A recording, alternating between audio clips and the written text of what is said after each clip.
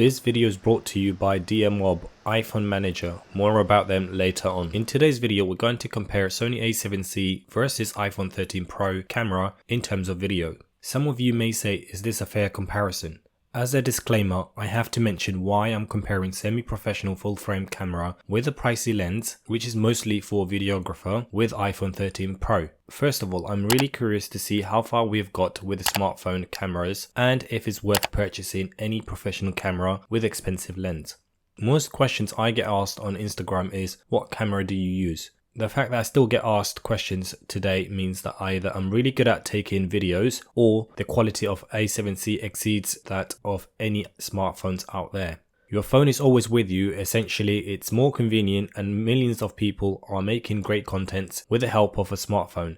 Additionally, if you have iPhone 13 Pro, you must have tested the cinematic mode, which we will compare with a full frame camera that is paired with a Sony 20mm f1.8 lens, so that we can identify in which aspects the iPhone 13 Pro is close to the Sony a7c camera. So, if you're also curious and wish to find out, enjoy watching. What inspired me to make this video is that I tend to use iPhone 13 Pro for all of my photos and B-rolls for YouTube and Instagram videos. I asked myself, do I really need a full frame camera if I have this phone? Could I live without it? Could I just use iPhone 13 Pro for pretty much everything? What I thought is to compare them side by side in the same setup, same subject and same editing process, so that we can keep it as fair as possible. To be honest, the outcome has really astonished me. Now, before we move on, let's introduce this video's sponsor, DMOB iPhone Manager, which is a robust ISO backup and a transfer tool for every iPhone and iPad user. This software allows you to transfer your iPhone, iPad images at full resolution to your PC and Mac without reducing quality. DMOB iPhone Manager is a useful tool for those who create content on their smartphone and wishes to offload without using cables when transferring files. Offloading files can be lengthy, and this software makes it easy and fast regardless of the size of the files. Check out the link in the description for more information and make use of the holiday discounts. I've had the iPhone 13 Pro and the Sony a7c over 4 months, so I have full experience, and the best way I can describe them are interesting.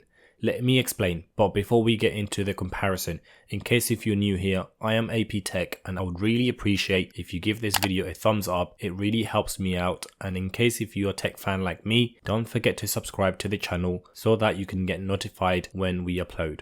Now let's get into the comparison. First, let's compare prices.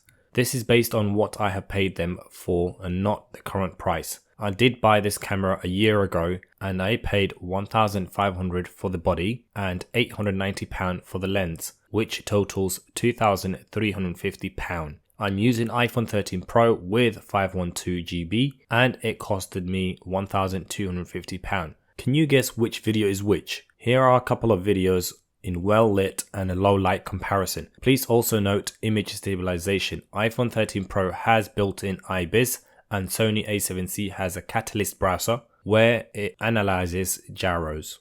If you have guessed it correct, let us know in the comment section. I was stoked to see how the iPhone 13 Pro footage stood against Sony a7c. The iPhone video looks great, but not as sharp and as detailed as Sony a7c. Well, you've just made to the end of today's video, so thank you for watching, and if you drop hashtag Sony a7c or iPhone 13 Pro in the comment section, I will give you a thumbs up as I know you're still here and it lets me know which one's your preference. Don't forget to hit the like button, subscribe to our channel and turn on those notifications on so that you don't miss out our next upload. Can you also follow us over Instagram? Until next time, stay legend.